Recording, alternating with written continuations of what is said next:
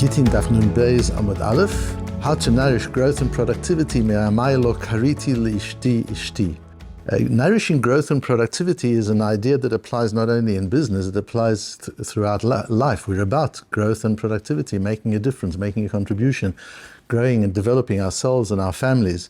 And we'll see how this idea applies in both the personal area and in the work area.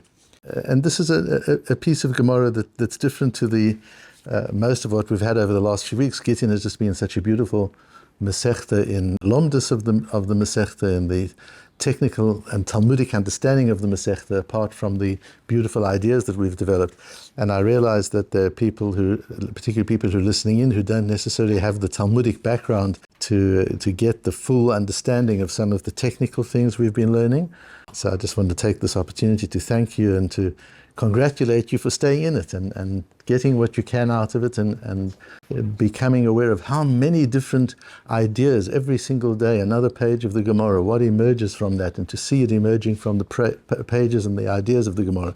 But today is a bit of a reward. You can take it easy because today there's not that much technical understanding that we need. It's just a beautiful concept that develops from a statement of Rabbi Yossi. The statement of Rabbi Yossi first appears in Gemara Shabbos on Daf Kuf Yud Ches, where Rabbi Yossi says, "Mi'amai lo kariti li'ishti, ishti lo shori shori."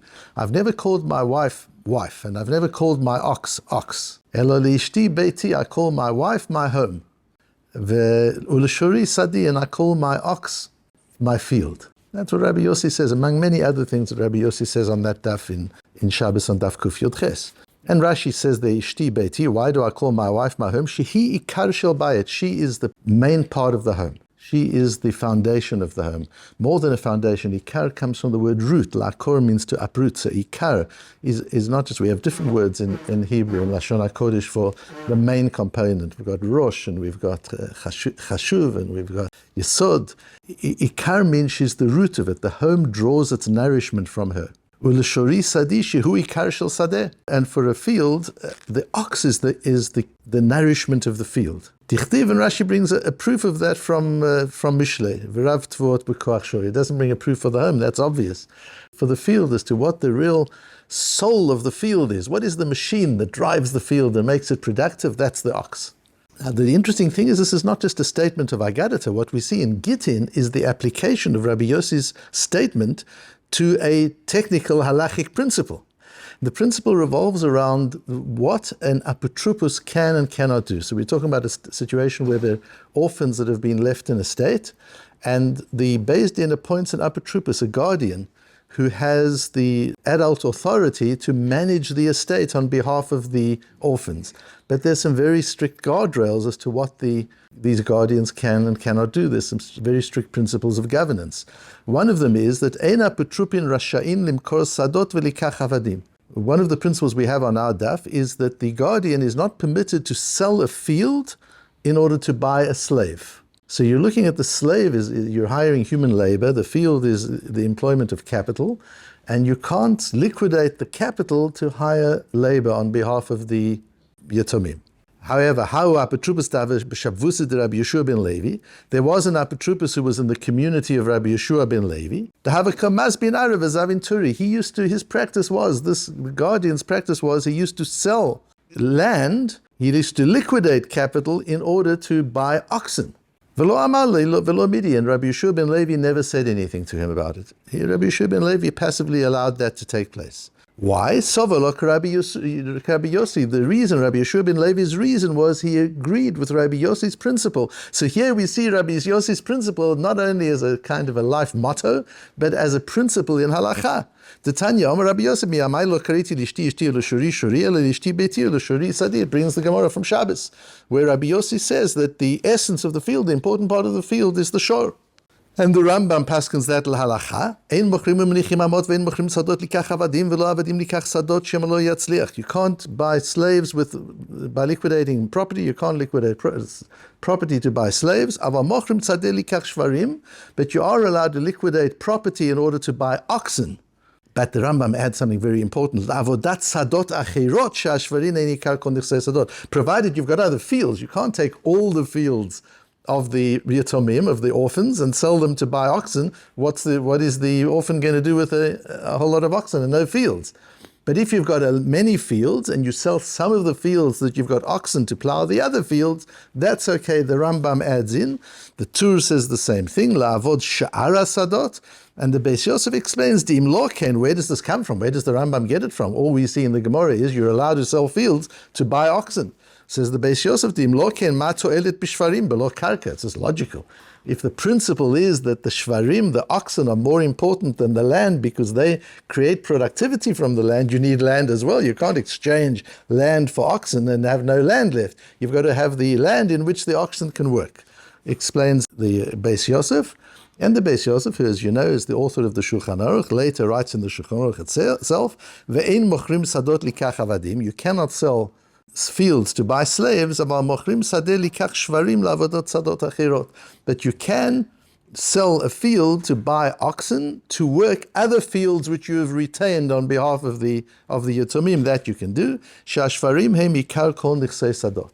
Because oxen are the foundation of all the properties that the yatomim have. You have to have oxen in order to work the fields. So what's the big kasha? Anybody got an idea? What's the big kasha? What's the problem with the sugya?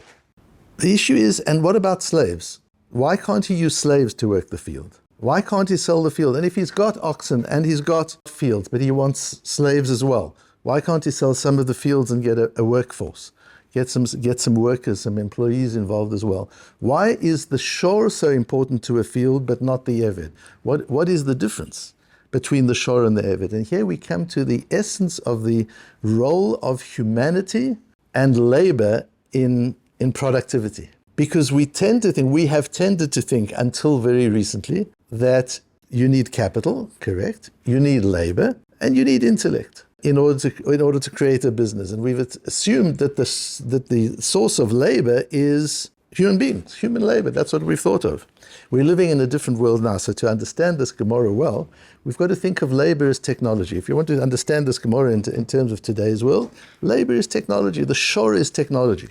The shiur is a machine that you can program and you can put to work. Without the labor, whether it's technology or human labor, but let's talk about technology. Without the application of technology to the capital lies fallow. You can't do anything about it. So is it okay for the apotropos to sell property and liquidate so as to be able to invest in technology, to be able to make the balance of the capital productive? Absolutely yes, no problem. The problem with the sugi is, and why not invest in management as well? Why can you only invest in technology? Why not invest in the management? So what's important is to understand this Gemara. We've got to understand the principle we have in Kabbalah. It's a principle in philosophy as well from the time of Aristotle. It's not unique to the Torah, but certainly in Torah we use it a lot. The Kuzri talks about it. Later on the Arizal talks about it. The Balatanya talks about the model of the world is broken down into domain, which is inorganic material, tzomeach, which is organic material, chai, which is animal, and medaber, which is human. The four dimensions of what makes up the world. And we think of those dimensions in many areas, not just in understanding the material from which the world is made up, but even within the human being itself and within society, we deal with these four dimensions. If we understand it that way, then a field is domain, a field is inorganic.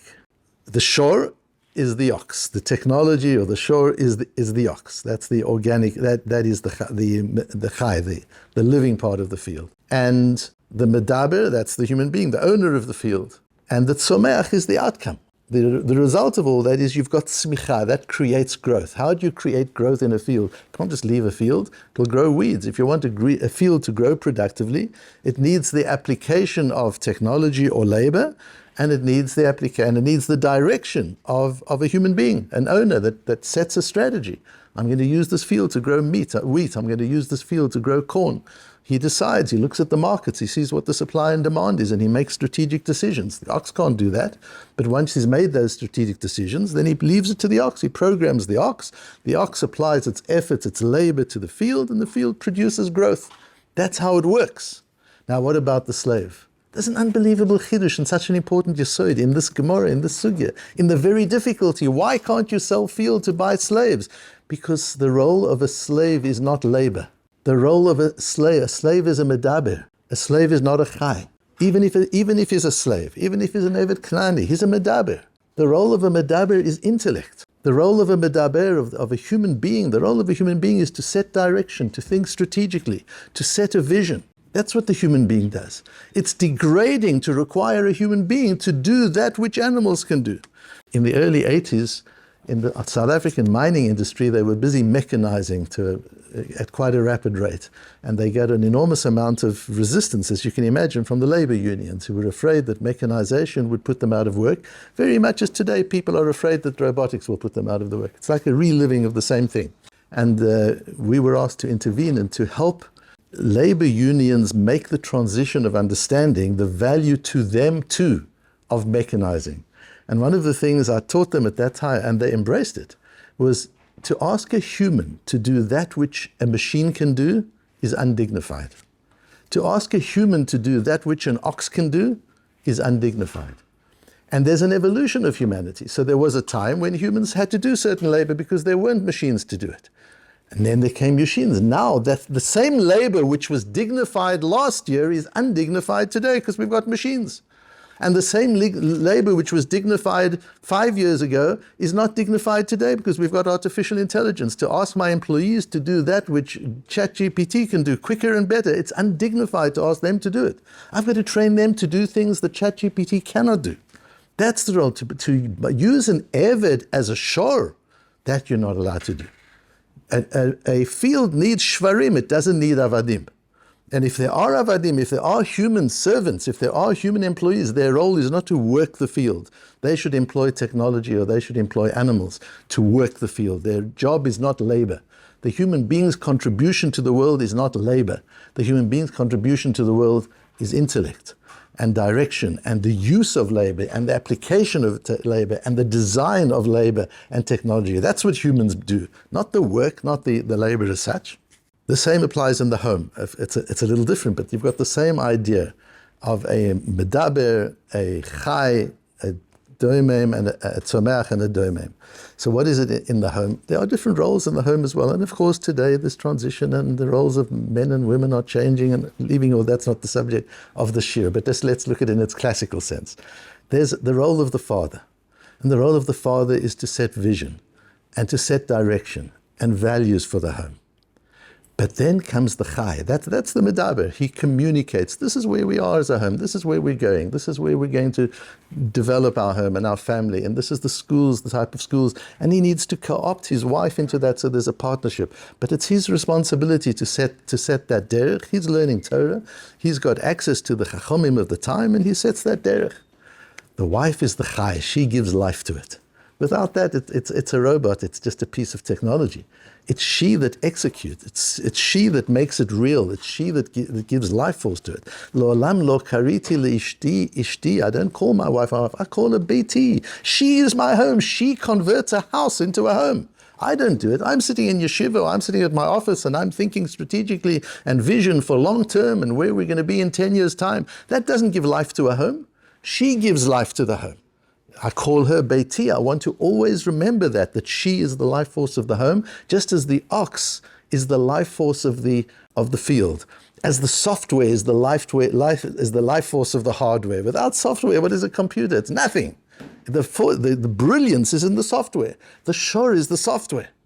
And in the home, the software of the home is the wife. She programs the home. She makes the home come alive. She makes the home work.